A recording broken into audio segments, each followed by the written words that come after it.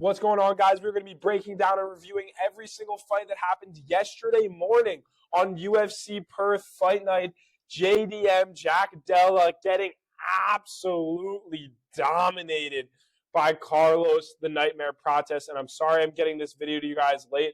I was traveling on Saturday all day, and I have been a little bit under the weather today, and so I'm sorry if my energy is a little bit lower. But because we're late and because my sickness, I'm probably just going to do a quick little speed through right here. Just make sure I get this video up for you guys. And so the early prelim opener of Dom Marfan versus Cody Steele. And this one was pretty easy, right? We had Dom Marfan to get the job done by decision. And honestly, if this fight was able to stay on the feet, if Don Marfan was able to keep it standing, I was, relatively happy with this pick, Don Marfan. But we knew Cody Steele has incredible grappling. But we picked Don Marfan because Cody Steele in that fight with Rong Zhu decided to go for no takedowns, decided to not implement his jiu-jitsu, and decided to stand and bang there. And so how am I supposed to trust a guy in Cody Steele who you're just not sure if he's going to come out with the proper game plan? But when Cody Steele comes out with the proper game plan, he is a very talented fighter. And that was a nasty, I think it was like a knee bar. I know the announcers were talking, oh, was that a toe hold? Damn, that shit was not a toe hold. No fucking MMA fighter in the big 2-6 is tapping to a toe hold. And if they do, they should be cut immediately. But Cody Steele with the great knee bar to get the job done over Dom Marfan. And so Jonathan McAuliffe with an incredibly close split decision win over Themba Grimbo. I did think it was pretty clear, at least in my eyes, that Jonathan McAuliffe won this fight 29-28. First round, not the greatest for McAuliffe, but eventually was able to get Themba Grimbo to the ground. Round two, again, these significant strikes told, geez. All right, round three, I knew McAuliffe definitely dominated. I think this is one of these where, I'm sorry, guys, gotta go on Instagram, and we gotta check out what does the verdict scorecard think about this fight. Always a big, get my dumbass head out of the way. Jesus. All right, what do they think about this? And yeah, this is pretty much what I had. Round three was obviously the most dominant round of the fight. Themba Grimbo, and as all of these, round one was close. I had McAuliffe, but expected split. I thought round 1 and 3 were pretty clearly Jonathan McAuliffe's, but nonetheless, dominant third round from McAuliffe. Honestly, was expecting McAuliffe to be able to get a submission. Themba Grimbo did not look that bad. McAuliffe did not look that good. And so, okay win from Jonathan McAuliffe. Excited to see him kind of take a step up in competition. And so, moving onward. I'm sorry, guys. The sickness is really getting to me. Ben Johnson absolutely dominated this fight for as long as it lasted until Wes Schultz wrapped him up in a guillotine. And Ben Johnson was kind of carelessly just throwing himself into guillotines all night. Wes Schultz kept jumping on it until eventually Wes Schultz was able to get the submission done in the third round. If you see, does this have control time? Man, I'm gonna check. Gotta check out UFCSavant.com here, guys. See what we got here. Right, 4.4 minutes of control time by Ben Johnson. Insane. 3.6 minutes of control time. Even 1.2 minutes of control time in the third. So Ben Johnson was absolutely dominating the fight on the ground, but Wes Schultz was able to wrap up the neck in a submission. Ben Johnson just kept on throwing his head in there and eventually gets wrapped up against the cage, which is one of the worst places to throw yourself into a guillotine because there's not really room to, flip over and turn it, so they can turn it into a mounted guillotine so you can kind of spin out of it, right? There's no room to kind of buck or, build a bridge, push off to the side, get these guys off to the side of you. And so the guillotine was locked up. Wes Schultz gets the win. Ben Johnson, you suck. Wes Schultz, you also suck. And you are losing the fight. And a Hail Mary guillotine gets the job done. But anyways, Colby Thickness versus Vince Morales. Clear as day, 29-28. Vince Morales, probably the most dominant round of the fight being that third round. But the first round, I thought I saw Vince Morales tap there. Colby Thickness had him in the triangle choke, eventually turned that triangle choke into an arm bar, went belly down on the arm bar once or twice, had the triangle choke locked up again. And I thought we potentially saw one of those phantom taps there. And that's something that Volkanovski was talking about as well. But Colby the Slickness Thickness looked really good in rounds 1 and 2. His jiu-jitsu is incredible. Incredible jiu-jitsu, great in the scrambles. But Vince Morales, man, people forget, man, Vince Morales, he's pretty good. He's put up a scrap against Elijah Smith, put up a scrap against Colby the Slickness Thickness. Vince Morales has kind of become this guy where if a light bantamweight, not a light bantamweight, an up-and-coming bantamweight is trying to test themselves and really, see, are they really a prospect worth the UFC promoting? If you can beat Vince Morales, all right, you're going to be moving forward. If you get knocked off by Vince Morales, all right, we probably are not going to consider putting all of our promotion chips behind you. And so a great win by Colby the Slickness Thickness. I think he kind of left a lot to be desired on the feet, though, I will say. Vince Morales was the more aggressive man on the feet. Looked like he had kind of the cleaner striking. Would love to see Colby the Slickness Thickness increase his ability to strike, increase his comfortability on the feet. But nonetheless, Colby Thickness gets the job done over Vince Morales. Malkoun over GM3. GM3. Gerald Mearshart, the old man himself. GM3. Gerald. Third round Gerald. What we saw was round 1 Gerald. Really? That's what we saw. Gerald Mearshart had Jacob Malkoun in some serious trouble in round 1. I'm sorry, guys. I got to keep lubricating my throat. Pause. Did this man really just say he's got to keep lubricating his throat? I got to lubricate the throat because my throat is sore. It is sore. Been sick as a dog, just like Gerald Mearshart has me sick as a dog with 5 losses in a row.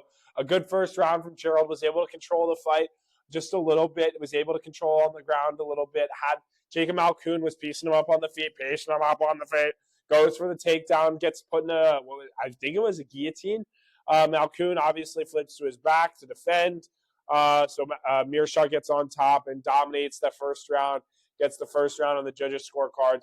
And then rounds 2 and rounds 3, Malkoun started to really take over this fight. Malkoun really took over round 3 with the takedowns, was able to control Gerald there in the later half of round 3, clear 29-28 decision. Had Malkoun by points, was a very, very boring fight, but a great win by Jacob Malkoun nonetheless. Moving on, Junior Tafa KOs Kevin Christian. Right, as you saw, Kevin Christian, as you saw, both of these guys suck. They suck. They're terrible. But Junior Tafa puts Kevin Christian to sleep. He puts him to sleep. And how does he put him to sleep? Man, he is just winging big punches the entire time they're out there. Kevin Christian actually ends up hurting the calf once or twice on Junior Tafa. Tafa has to switch stances once or twice. But you can just tell Kevin Christian is absolutely terrified to get hit. Junior Tafa was walking him down. Kevin Christian goes 0 for 2 on takedowns. Look, man, Kevin Christian, you suck. Junior Tafa, you also suck. But Tafa was able to get the job done by KO. I would cut both of them. I really don't care that Junior Tafa is coming off a win. We'll actually talk about who we're going to cut in my next video. But good win for Junior, right? He KO'd someone. It's always good to see these Aussie. Oi, oi, oi. Always good to see these Aussies get a win in their hometown, in the UFC. These Samoans, they haven't had much success. We'll get to Tai Tuivasa and the UFC for guys that have such, historic lineage towards mixed martial arts, towards fighting, have not had much success in the UFC. But Junior Tafa gets the job done, gets the win. Good for him. Kevin Christian, you absolutely suck. I mean, that's it. If you lose to Junior Tafa, you suck. The only guys who have lost to Junior Tafa in the UFC are Parker Porter, Sean Sharaf, and now Kevin Christian. And so, moving onward, Cam Rouston. I love the post-fight press conference or the post-fight speech from Cam Rouston saying, boy, you're going to have to bring something special in there to beat Mr. Cam Rouston. And he absolutely dominated Robert Brycek. Boy, am I excited that I went with Cam Rouston, did not go with Brycek, because I was nervous. And eventually, I do think Cam Rouston is going to lose. He fights with his chin high in the sky. He is going to get clipped eventually. But really looked like a very complete fighter in this fight. Very impressed with Cam Rouston.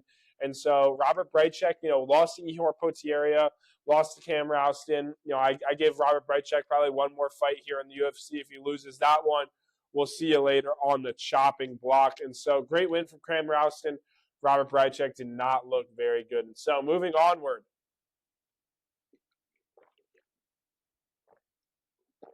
Tuivasa versus Louis Sutherland. I'm going to talk about this fight for 45 seconds, and then we're moving on. Tai Tuivasa, you absolutely suck. And let's just say, Tuivasa is the same exact guy that he was in there with Cyril Gane. And that just shows you how bad the heavyweight division is. All that Tai Tuivasa has is he can swing big punches on the feet. Tai Tuivasa has the takedown defense of a newborn baby giraffe.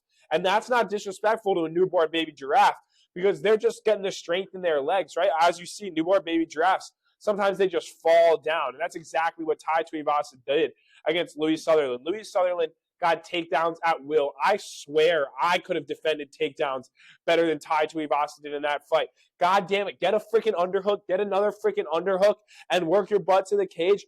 Post on the arm. Let's get ourselves up. Let's dig underhooks. He just did not dig underhooks at all. Got sat down with trips all the time. Tai Tuivasa, you're so incredibly frustrating because you've given us great fights, and I want to see you win. They don't want to see me win, and it's not one of those situations, Tai. We want to see you win. But Louis Sutherland just put him down over and over and over again. He had no answers. And this is really embarrassing because Louis Sutherland also sucks. So Tai Tuivasa, you're terrible. Moving onward, Shamil Gaziev versus Brando Perisic. Probably one of the best fights I've ever seen in my entire life. Brando Perisic absolutely dominated this one. Perisic with so much power. And you saw, he landed so much on Shamil Gaziev. And, man, how about the toughness on this guy, Shamil, man? Shamil Ablab Gaziev, this guy, do we have a tougher heavyweight in the UFC heavyweight division? Shamil Ablab Gaziev, I will say, he looked great, though. He did look pretty good. I thought Shamil Gaziev should have implemented more takedowns in his game plan. I thought he should have held him against the cage a little bit more. I thought the ref was really, really quick to get him off against the cage there in that second round when Shamil Gaziev was holding him there. But I'm not going to complain with that, right? Brando Perisic putting the hands on Shamil Gaziev. At a few moments, Shamil Gaziev put the hands on Brando Perisic. I really do think Perisic is going to have to work on some of that cardio. He's going to have to work on some of that wrestling. If he faces a guy like Hokit, if he faces a guy like Blades, faces a guy like Aspinall, right? All these guys are going to be looking to take him down. And even if he faces a guy like, a Volkov, like Volkov may pick him apart at distance. And so he's going to need to get a little bit better at closing the distance. He's going to need to get a little bit better at defending the shots. But a great performance by Brando Perisic. Fight of the night, absolutely. Shamil Gaziev, Brando Perisic put on an absolute banger. And so, moving onward, freaky Marwan Rahiki. Marwan the Freak Rahiki. Freaky Rahiki. Easy. Ali Schmidt goes down quickly. Marwan Rahiki absolutely stomps all over Ali Schmidt. Man, it was kind of hard to watch. I felt bad for Ali Schmidt in there, just trying to make his UFC debut, just trying to take an opportunity on short notice, getting thrown in there with Marwan Rahiki, an absolute stud on the feet, great boxing, and he just pieced him up. That left hook to finish off the combination sat him down in a very similar way that Quillen Salkild sat down Beneil Dariush. And so great win by Freaky Rahiki. Excited to see what they have next for him. Hopefully not a guy like Ali Schmidt. We get some real comp in here. And so Steve Erceg over Tim Elliott. Absolute domination in this fight by Steve Erceg. Elliott's style is he's just going to try and make you feel uncomfortable. He's going to come forward. He's going to overwhelm you. He's going to try and make you uncomfortable.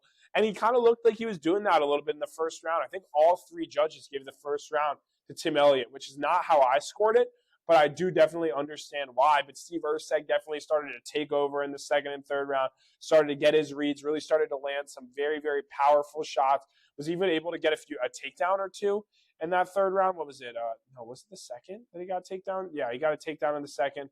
Definitely had some control time at some point in there in the second and third. Sorry, guys. Got to keep that throat lubricated. And so I'm sorry, man. Get a load of this guy. Grow up. Sorry, who was that? Who was that? But Steve Erceg, nonetheless, looked absolutely incredible in there in his fight with Tim Elliott. Really thought we saw kind of vintage Steve Erceg. Great boxing, was able to mix in some of the takedowns, good ground game, finally found his rhythm. I know you kind of felt like if this fight went into rounds 4 and round 5, he was going to be able to find a way to put Tim Elliott out, was landing very, very clean. It was kind of like technique versus funky monkey. And Tim Elliott, the funky monkey, did not get the job. God damn it. Did not get the job done against Steve Erceg. I can't even talk today.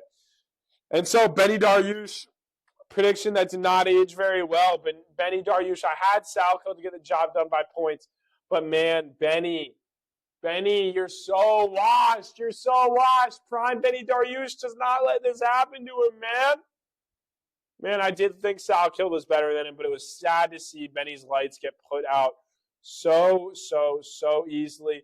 He did land a very, very powerful, it was like a jab that kind of sat Quillen Salco down and stung him a little bit. But then, man, Benny Dariush was not able to get the takedowns, kind of had that war up against the cage a little bit. I'm going to fight in the clinch. I'm going to get underhooks. I'm going to have over-unders going back and forth a little bit. Salco separated with Benny against the cage, and it was wraps from there, getting the easy TKO. And Carlos the Nightmare Prates. We're going to talk about this. We are going to talk about this. But before we do that, we got to get back to UFC on Paramount so you guys can watch all of the finishes that happened this past weekend. I forget where it was. Prates finishes JDM. Absolutely. We were watching. Here is that Cody Steele. Look at this. Cody Steele. Beautiful. Beautiful knee bar. Incredible. Incredible performance from Cody Steele. Look at that. Man, that knee is gone. Shattered. You see that panic tap. Here it is. Wes Schultz up against the cage. That guillotine we talked about. Ben Johnson just kept throwing himself in the guillotine, and he can't really buck. He has no angle to get out of it because he threw himself in there up against the cage. Ben Johnson, you are an idiot. Get tapped by Wes Schultz. You didn't deserve the win if you're getting tapped by Wes the Soy Boy Schultz. And so, come on. Yeah, oh my God, Tafa. Tafa just puts him out with elbows here on the ground. Kevin Christian did not want to be in there. Looked absolutely horrible. Look, he's out cold. He is out cold. But man, the Tafa bros, these Aussies, these guys are just not that good. These heavier weight Aussies, they're not very talented. They are one-trick ponies. And this is Brando Perisic. Put him on. No! Why are you putting my boy Shamil out like that? Shamil was kind of eating some of the jabs with his head at times. He just said, the jab would come and Shamil would throw his head into the jab. And it was an interesting stretch, Shamil. Not sure that's the tech there. Shamil, are we sure that's the tech? Brando, I don't know why it's paused. Maybe, they just want to watch us see Brando feel himself. All right, let's get out of here. I don't know why it's paused here on Brando Perisic, but nonetheless, great win by Brando Perisic. Just a little review of some of the things that happened. And that JDM Carlos Prates fight, man, that was the fight of the night. Carlos Prates, total one-way traffic, absolute dusteration. Carlos Prates, Jack Della, your striking defense was absolutely diabolical. Carlos Prates decimates Jack Della Maddalena, flatlines him, puts him out cold. Not really out cold, but he put He put Jack Della on the back foot the entire time. His knees were landing up the middle that entire time. He dominated the first round. Jack Della kind of got a takedown there at the end of the first. You can see Carlos Prates was like, oh, you want to wrestle? Let's wrestle. Let's wrestle. He was messing around with Jack Della, talking to him in there. And you can kind of tell from the opening bell that when Carlos Prates is moving forward, when Carlos Prates feels that punching power and knows you're not going to KO him, knows you're not going to prance around him, Carlos Prates has incredible leg kicks, beat up the leg of Jack Della, has great body kicks. You can see the side of the body was all red from Jack Della Maddalena. And then the knees up the middle, that piston left hand, the jab in the left hand behind it. I mean, Carlos Prates has some of the best Muay Thai we have ever seen. The knees to the body. I mean, he must have landed 7 or 8 knees to the head on Jack Della. A lesser man would have gone out there in 1 or 2 and just gotten absolutely smoked. Jack Della hung in there for as long as he could, but ultimately the leg kicks, the knees, it was just too much. It was one-way traffic by Carlos Prates. Trying to see if we can catch any of the, when he, sorry, we're having trouble playing the video. My butt. Yeah, and this is Carlos Prates just calling out. Obviously, we know Ian Machado Gary will be fighting.